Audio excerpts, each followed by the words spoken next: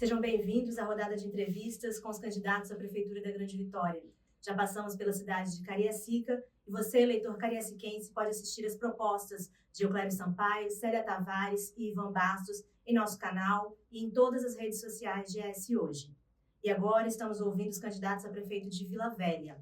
O município tem mais de 345 mil eleitores que se decidirão entre 6 candidatos, entre eles João Batista Ganho Intra, o Babá, do Partido dos Trabalhadores, com quem conversamos a partir de agora. Seja bem-vindo, candidato. Muito obrigado. Obrigado pela oportunidade.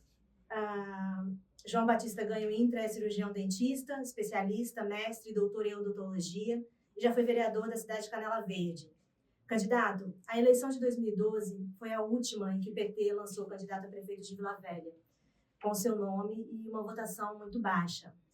Desde 2016, o partido não tem um nome com um mandato na cidade. Na sua avaliação, o período de recrudescimento do antipetismo no cenário nacional passou? Eu acho que passou. Primeira resposta, assim, passou e está passando, né? Porque é uma transição, você não tem como precisar. Agora passou. Está passando, a gente está percebendo bem. Mas voltando ao seu comentário de 2012, quando fui candidato pelo PT, é preciso entender aquela conjuntura. Ou seja, nós, em Vila Velha, sofremos absurdamente com a crueldade da geopolítica do momento. A gente tem que lembrar que o PT tinha, né, principalmente algumas pessoas da direção do PT, tinha uma aliança, né, com o governador à época, que era o Casagrande, e havia também setores do PT que militaram juntos, né, no governo de Paulo Artung, ou seja, que fizeram política junto com Paulo Artung. E, naquele momento, os dois tinham um grande interesse em Vila Velha. Então, qual era esse interesse? O Casagrande tinha um interesse no prefeito Neucimar, de quem eu era oposição na Câmara, e o Paulo Artung tinha um interesse gigante em cima da candidatura do ex-secretário dele, o Rodney Miranda. Então, você imagina que foi uma candidatura que ela foi literalmente desidratada, ou seja, não havia nenhum partido coligando conosco e muito menos recursos para a nossa campanha. Então, foi, de verdade, uma candidatura de bravura, né, segurando mesmo a onda da militância, que queria uma candidatura, que não queria se entregar ao governo do Neucimar, que tinha feito uma gestão antidemocrática, uma gestão antissustentabilidade, avançando com projetos, né, para cima dos nossos mananciais de meio ambiente. Né? Então, foi realmente uma candidatura para marcar posição e eu tinha convicção disso. Eu tinha um mandato muito bom como vereador, podia ter tentado a reeleição, mas eu preferi segurar o PT. Eu preferi que a militância tivesse espaço, né, para debater. Fizemos um programa de governo maravilhoso na época, né, para poder debater a cidade, e a nossa pauta era um questionamento que fizemos como vereador ao PDM, que era um PDM que não foi discutido com a comunidade, apenas com um grupo de empresários. E, na verdade, eu fui o único voto contra esse PDM, mas ele acabou sendo depois contestado na justiça e não foi validado. Então, foi uma vitória que a gente acha que foi uma vitória política, né? Embora, eleitoralmente, não havia a menor condição, nem que fosse o nome do Lula naquela condição ali, ia ter votos. O candidato, o senhor falou uma candidatura de bravura, uma eleição de bravura lá atrás. Hoje, isso também se repete, porque nós, como a Juliana falou, nós não temos nenhum quadro do PT com mandato em Vila Velha já há muito tempo, e a militância de Vila Velha não é a maior, porque a gente vê que Vila Velha já se destaca hoje, principalmente na Grande Vitória, como uma cidade bolsonarista. É novamente uma candidatura de bravura?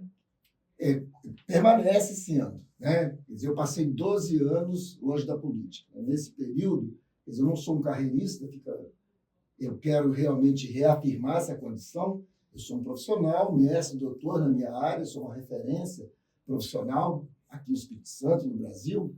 E de novo, eu percebia o PT se acovardando em Vila Velha.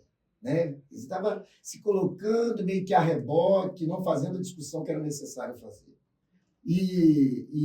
Então, vendo isso e percebendo que, de novo, as bases do partido, a militância verdadeira do partido, não estava satisfeita, né? Então, foi a partir dessa percepção, né, que eu comecei a me reunir e a gente, então, resolveu propor a candidatura. A gente tem que lembrar que a atual conjuntura em Vila Velha ela tem duas situações. Uma, houve um avanço muito grande do bolsonarismo, da direita em Vila Velha. Vila Velha não é uma cidade de direita sob nenhum aspecto, mas houve um avanço, né? Houve um avanço, inclusive, pelo silêncio da esquerda, pela não mobilização da esquerda. Então, os caras avançaram, eles tiveram um terreno amplo para poder fazer isso.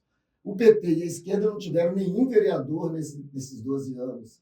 E a nossa grande voz, que era Cláudio Vereza, como deputado, também se aposentou, né? Também teve que tratar da saúde, porque já estava envelhecido, tem a condição de cadeirante, né? Então, isso tudo deixou um espaço muito aberto. Mas a gente vê que quando veio a eleição do presidente Lula, agora de 2022, o que aconteceu? Lula teve 103 mil votos, 40% dos votos. Então, olha só, você tem com quem dialogar, você tem com quem propor. Quer dizer, a cidade ela não está adormecida assim.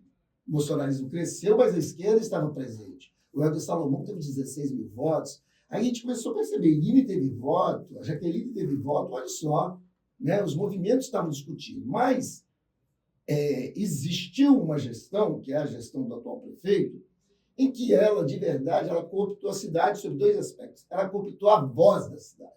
Quem é a voz da cidade? Quem representa o povo de verdade? É o parlamento. O parlamento é que tem que expor as condições da cidade, tem que discutir a cidade. E o parlamento ele foi todo cooptado. E fato concreto esse de comprovação política, que o presidente da Câmara, né, o vereador presidente da Câmara, ele fez um acordo com o atual prefeito de que ele seria o vice. Um acordo que foi quebrado pelo prefeito agora, já no finalzinho. E a gente viu que a reação do atual presidente da Câmara foi grande, ele ficou realmente desapontado com isso. E a Câmara, nesse período, não teve um discurso sequer de questionamento. Então, o prefeito correu solto quanto a isso. E mais, ele cooptou as lideranças do movimento. Vila Velha sempre teve um movimento popular forte. Então, ele foi cooptando essas lideranças. E ele cooptou também os vereadores. Então, você vê, é gigante a chapa de vereadores que tem em torno dele. Como é que ele cooptou? Isso, né? Como é que quem tem o poder coopta outras pessoas? Olha, ele tem a máquina na mão. Né? Essa máquina tem empregos, essa máquina tem benesses, né? E as pessoas andam literalmente, né, na política, e a gente vê muito isso. É muito claro, é só você ver o Centrão.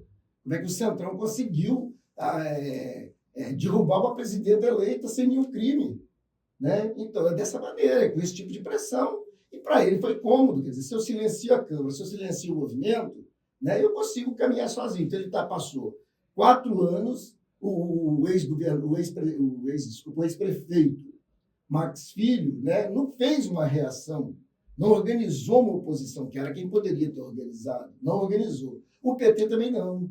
Sabe? Então, foi vendo esse silêncio do PT que eu, né, de novo, sou fundador do partido, sou o inscrito 001 de Vila Velha, muito orgulho. Então, eu falei, não, moçada, o que há, né? O velhinho está velho aqui, mas ele tem condições de debater, então vamos lá, né? Vamos juntar essa moçada e começar esse debate. Então, eu acho que foi esse o motivo pelo qual eu voltei para a política.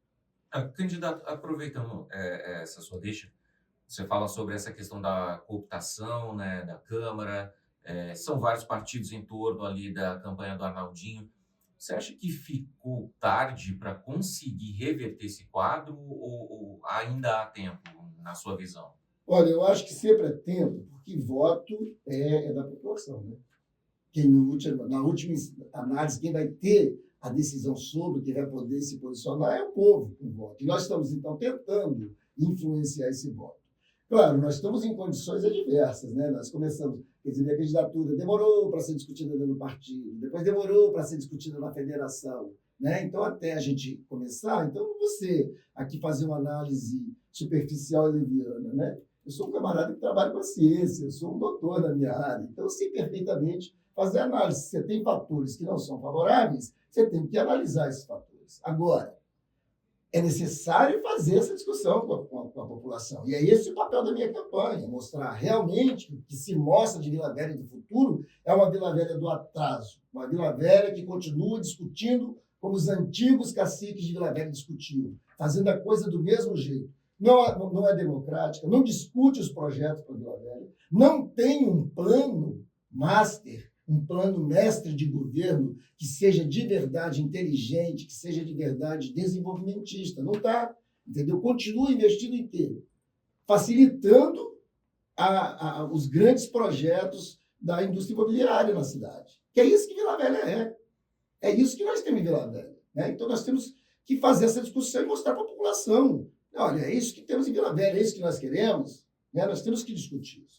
Candidato, vamos falar um pouco, então, dos seus projetos para Vila Velha, né? Uma pesquisa realizada pelo Instituto Perfil no mês de julho, a pedido de GS hoje, identificou que os eleitores apontam como maiores problemas da cidade a segurança, com 40,14% das indicações, saúde, com 21,11%, água e esgoto, com 10%, educação, 5,83%. Gostaria que o senhor falasse sobre as propostas para a segurança, uma vez que o seu plano de governo diz que, caso o senhor seja eleito, Vila Velha terá uma estratégia municipal de prevenção à violência em conjunto com as comunidades. Como é que será isso? Olha, em primeiro lugar, eu quero dizer o seguinte, eu sou um pacifista por natureza, né? Sou um pacifista em todos os aspectos, né? Então, até do ponto de vista estratégico, eu tive que ser pacifista. Então, eu sou baixinho, pequeno, magrinho, né? Meus irmãos mais velhos que eu, sempre daquelas coisas. Então, eu tinha que ganhar no diálogo. Aprendi a estabelecer o diálogo, né? Aprendi a resolver as situações dialogando. Eu acredito no diálogo. Eu acredito que é possível a gente construir a paz através da propagação da paz. Né? Eu acredito nisso. Eu tenho uma visão científica do que seja a violência. Por que a violência existe? A violência existe por quê? Porque é uma desigualdade social. E a desigualdade social ela se dá, primeiro, economicamente. Quando você reparte, por exemplo, como antigamente em Vitória te dizia, ó, São Pedro é o lugar de toda a pobreza. Lembra? Né, quando isso existiu no passado, depois isso foi melhorando com as políticas públicas que foram implantadas aqui, inclusive pelo Partido dos Trabalhadores, desde Vitor Buarque até João Costa. Vila Velha hoje tem essa divisão muito clara, né, uma visão mesmo semelhante ao apartheid, mas um apartheid econômico, em que, por exemplo, você tem uma orla que pode tudo, né, e que tem tudo, né, e você tem uma região de periferia que não pode nada. E uma das principais dela é a região da Grande Terra Vermelha, né? Como também a região do Grande Paú, como também a região da Grande Santa Rita. Então, se a gente for olhar a Vila Velha, a desigualdade é grande. Isso gera violência por si só. Depois, todos os traços de machismo, de racismo, né, que tem na cidade, e isso muito exacerbado também pelos bolsonaristas, que são essa maioria que vocês colocaram, então, que se expressaram com 60%, do seu posicionamento político. Isso tudo ajuda. Então, nós temos que fazer o quê? Nós temos que fazer políticas públicas para esses lugares. Por exemplo, em Terra Vermelha é necessário ter uma política muito clara de construção de moradias populares. Você tem que estabelecer casas, você tem que estabelecer lares. Então, se você tem lar, entendeu? Você já começa a segurar esse indivíduo, né? Então, porque senão ele vai para debaixo da ponte. Olha a Vila Velha como é que está. Cheio de moradores de rua. Olha a Vitória como está. É só olhar as periferias da grande cidade que a gente vê isso. Então, a violência, para mim, vem daí. Então, não é com fuzil na mão, não é essa política que foi implementada por um secretário de segurança aqui em Vitória, né, no Espírito Santo, que era subir morro com fuzil para caçar marginal. E quem morria? Jovem preto de periferia. Então, nós temos que olhar essa estatística, gente. É isso que está acontecendo. Eu não quero isso para a Vila Velha. Né, de maneira nenhuma. Então, o que nós queremos para a Vila Velha? Esse tipo de discussão. Nós temos que discutir projetos sociais. Nós temos que ter uma guarda municipal, valorizar esse profissional, mas mudar o perfil de atuação dele. Ele não pode ser como o atual prefeito saiu para comprar fuzil para entregar na mão desse pessoal. Não pode. Fuzil não é para a guarda municipal. O fuzil é para a polícia militar, fuzil é para o exército, para as forças armadas. Mas a guarda militar ela pode estar armada? Pode. Mas o trabalho dela tem que ser diferente. Ela tem que ser essa vigilância a insegurança que se tem, né? E a insegurança, ela não está só na periferia, não. Né? Se rouba a luz do dia na Praia da Costa. Né? E aí vem o prefeito e acha que está tudo bom. E aí a gente realmente fala assim, como é que uma cidade não consegue reagir e perceber o que está acontecendo? Parece que está anestesiada pela mídia, anestesiada por esse silêncio dos vereadores, anestesiada pelo silêncio do movimento popular, né? Silenciada até, talvez, pela reação da própria igreja, que sempre foi contundente, né, em questionar isso, e agora não está. Então, a política é a propagação da paz, tanto do ponto de vista educacional e investir pesadamente em projetos sociais, né, em todos os aspectos. Você vê que na pesquisa eles estabelecem 5% só preocupado com a educação. Olha só, a educação de Vila Velha está ruim, a educação está ruim, sabe? Ela não abrange todos os aspectos da educação e a população não consegue perceber isso. Então, eu tenho também uma análise para isso, que é o seguinte: as regiões mais abastadas da cidade, elas não percebem porque não usam o sistema de saúde e o sistema de educação. Né? Porque ela usa o serviço privado de saúde e educação. Então, ela não tem que entrar em filas horrorosas para esperar uma consulta com um especialista. Ela não precisa disso. Né? Agora, na periferia, se precisa. É lá que está o problema. É ela que precisa de educação. Pense bem, ó, a educação especial. Vila Velha não tem um departamento organizado para cuidar da educação especial. Autistas, Down, né? Pessoas que necessitam, que podem ser e devem ser incluídas, mas estão distantes, né, dessa inclusão. Né? Por quê? Porque não é prioridade. Né? Não é prioridade. Então, é necessário que você tenha essa formação. Enquanto numa escola particular você tem um professor especial para esses alunos, o prefeito de Vila Velha não tem. Entendeu? Então, não existe isso. Então, essa exclusão, eu acho que ela é um fenômeno de violência. A outra, quando tinha os catadores de papel, eles foram proibidos de transitar pela Praia da Costa. Gente, isso é pior que o apartheid. Isso é pior que a pior separação, a segregação. É uma segregação econômica. Por quê? Porque usam crack. Porque... Olha, aí chegaram a dizer assim, não, porque eles escondem roubo naquele carrinho. E os roubos que estão escondidos nas casas daqueles que comandam verdadeiramente o tráfico, né? Dos crimes de colarinho branco. Quem vai olhar dentro da caixa de Pandora dos cofres desse pessoal? Quem vai olhar em suas contas? Ninguém vai. Então é fácil você discriminar o que está na rua. Agora, quem está na rua? É o pobre, preto, de periferia, sem lar. É isso que está na rua. Né? E aí você gera violência. Candidato, outro ponto que a pesquisa falou, que a demanda do eleitor de Vila Velha identificado pela pesquisa, é a saúde. Eu queria saber sua proposta para a saúde, para além da ampliação do programa de saúde da família. A ampliação do PSF, que é muito importante, né? O PSF já existe há bastante tempo aqui no Brasil, é porque você faz o acompanhamento da família. A nossa população fica idosa. Eu passei isso com minha mãe. Morreu aos 90 anos, 91. Então, e essa população idosa, daqui a pouco ela fica camada, alguma delas. Então, quem pode levar esse alento, principalmente nas periferias, essa é a grande minha preocupação mesmo, é o PSF. É quem pode ir lá acompanhar o cardiopata, o hipertenso, o diabético. É o PSF. Então, é fundamental que ele seja 100%. Não tem como ele não ser 100%. Né?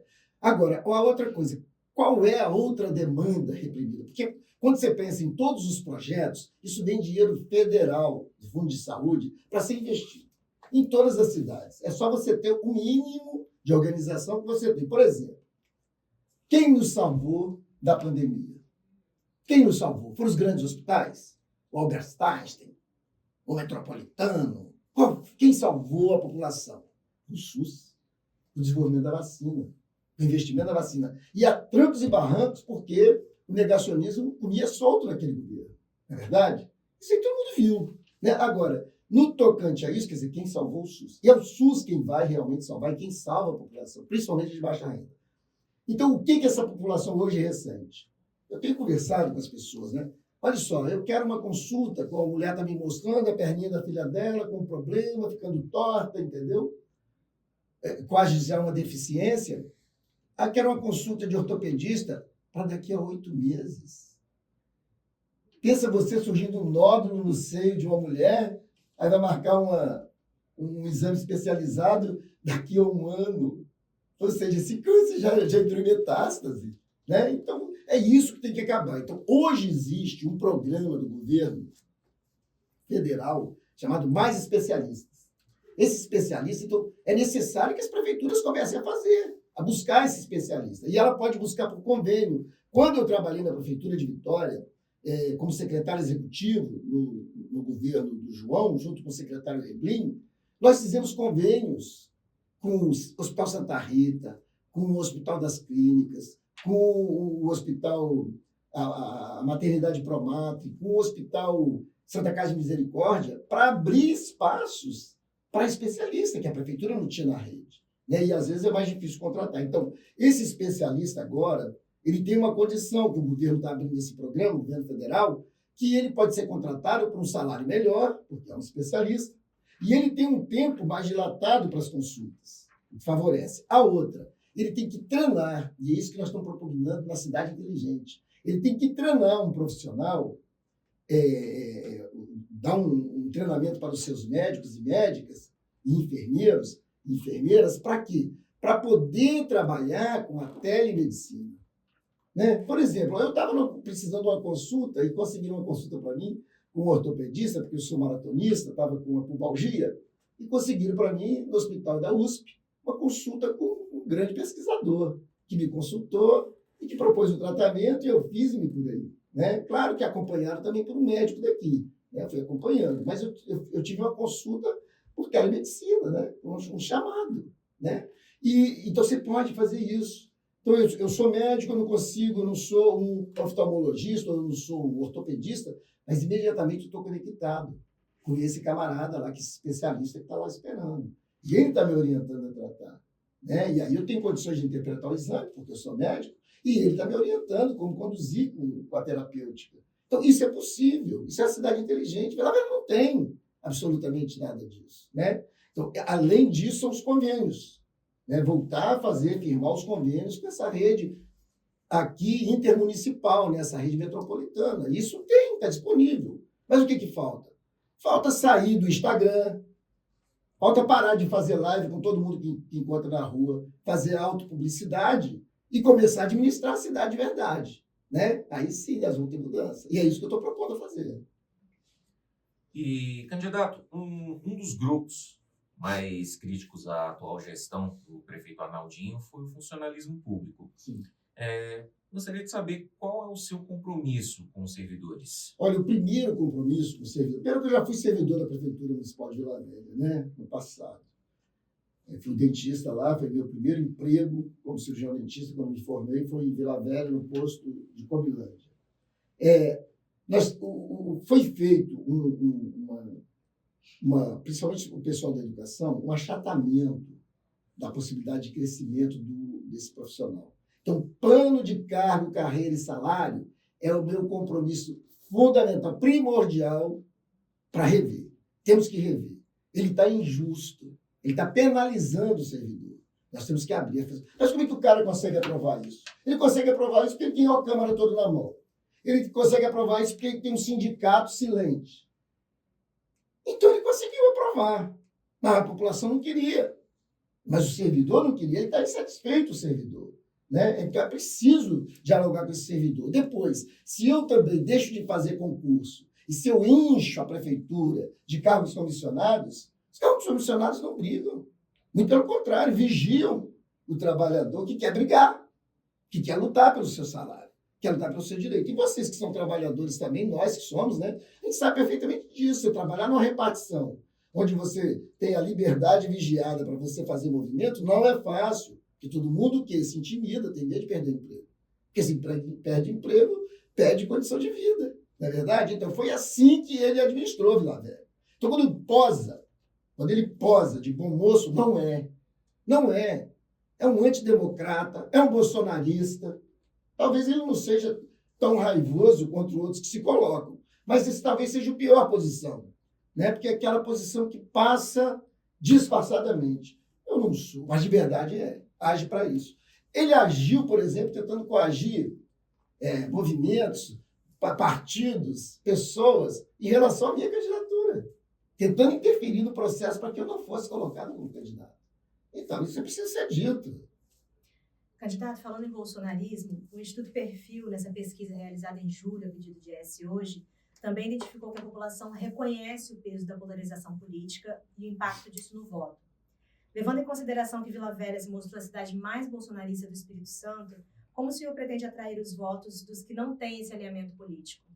Olha só, independente de ser bolsonarista, eu acredito que existem várias pessoas. Por exemplo, do mesmo jeito que existe o petista militante de esquerda, ideologicamente identificado, existe o militante de direita fascista, né? Existe, que adora suástica, né? Mas existem também os incautos, aqueles que vão na onda, sabe? Que vão no movimento da mídia, né? Que vão na moda, que vão na tendência. Em qualquer lugar a gente pode perceber isso, né? E isso existe também em Vila Velha, né? E como ali ficou muito concentrada, aquela coisa, sai a passeata, sobe a ponte e tal, isso vai gerando esse movimento. E mais, houve, então, um refluxo do movimento de esquerda. As pessoas se intimidaram, porque os caras não debater simplesmente política, não. Os caras batiam para cima, eles intimidavam mesmo, na força. Nós vimos que foram assassinadas pessoas pelo Brasil afora, pelos grupos bolsonaristas. Né? Nós percebíamos, claro. O cara falava, vamos metralhar a petralhada. Então, é claro que isso intimida. Né? Então, mas, quer dizer, o resultado eleitoral da eleição do Lula mostra que, imagina, eu ficava pensando assim, né? Porque eu também pensava, puxa vida, que difícil que está, né, para dialogar com as pessoas. Mas eu percebi, por exemplo, no meu prédio, que existiam pessoas que elas não se posicionavam, mas depois que o Lula ganhou, quando entravam comigo no elevador, ai, eu votei no Lula, ai, que bom, sabe assim? Quer dizer, então você imagina que cada 10 pessoas, 4 estão questionando esse modelo. E mais, mesmo do lado de lá, existe uma proporção de pessoas que foram nessa onda e que depois passaram a refletir, foram ver de verdade, sofreram com a pandemia, perderam entes queridos, perceberam o que estava sendo feito com os índios, principalmente a tragédia dos Yanomamis, perceberam o que estava sendo feito com os mananciais, né, da Amazônia. As pessoas perceberam isso, né? E aí começou a mudar. Perceberam, por exemplo, você imagine só, o sujeito chega aqui e diz assim, eu acho que a mulher tem que ganhar menos que o homem. E aí a mulher vai e vota no cara desse. Quer dizer, o que tem na cabeça de uma pessoa que faz isso? Não é? A gente se questionar. Ou então ele diz, eu fui visitar um quilombola, que lá as pessoas, um quilombo, o menor deles pesava 15 arroba. Ou seja, comparando os negros quilombolas a animais. E o que leva, de repente, às vezes, um negro a votar nesse camarada que fala isso, que é um cara racista. Então, a gente tem que entender esse fenômeno científico, político, né? A gente precisa compreender. Mas entender que também, nesse meio, há aqueles que votaram porque compraram o discurso da direita, porque ficaram atemorizados com o que aconteceu em setores do governo, onde teve corrupção, né? Que precisa ser punida, precisa ser vigiada. Então, essas pessoas tocadas por esse antipetismo propagado, né? E então acabam que vão. E essas pessoas, se você dialogar com elas e dizer, olha, eu sou petista, eu sou de esquerda, eu sou fundador do partido, mas eu tenho uma visão democrática sobre a cidade. Você pode expressar a sua opinião. E né, nós podemos caminhar junto. Porque o crescimento econômico é um discurso que todo mundo entende. Ele é bom para a direita, é bom para a esquerda, para quem vota na direita ou quem vota na esquerda.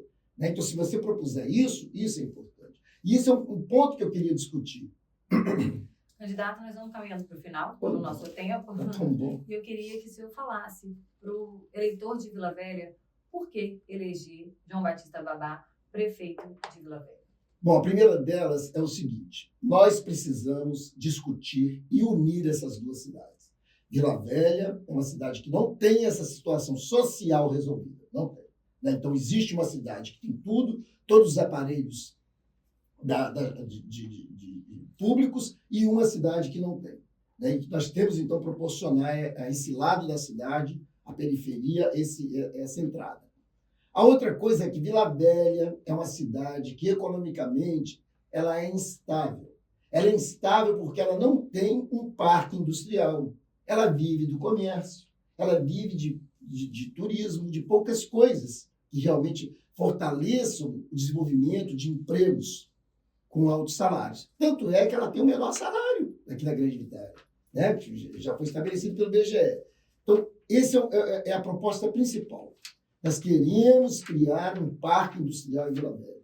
Agora, um parque industrial que tenha a visão da Agenda 2030 da ONU, a indústria 4.0, que é uma indústria que cresce com desenvolvimento social e sustentável. Então, olha só, o que diz, né, esses objetivos dessa Agenda 2030, que é o que é mais importante para ser discutido por uma administração moderna hoje, em qualquer lugar do mundo, não só aqui no Brasil. É a seguinte discussão. Nós temos 17 objetivos, entre que o primeiro objetivo é a erradicação da pobreza. E o 11º objetivo é administrar as cidades, que hoje estão com 77% da população mundial, moram em cidades, de maneira sustentável. E Vila Velha está sendo administrada de uma maneira insustentável. É só correr ali em torno do Rio Jucu, é só ver o que estão fazendo com o Jacarenema, só ver o que estão fazendo com a Lagoa Grande, só ver o que estão querendo fazer no Morro do Moreno. Um olhar atento vai perceber isso claramente. Então, é por conta disso que eu me animei a ser candidato e vim debater com a população, vim debater com os atuais candidatos, vim debater politicamente qual a proposta para Vila Velha. Vote 13. Obrigada, candidato. As eleições em Vila Velha contam com 6 candidatos. Você pode conhecer todos eles em entrevistas aqui no canal de ES Hoje e também em eshoje.com.br e nas redes sociais com @ESHoje. O primeiro turno das eleições acontece no dia 6 de outubro e nas cidades onde houver segundo turno, ele acontece no dia 27. Até a próxima.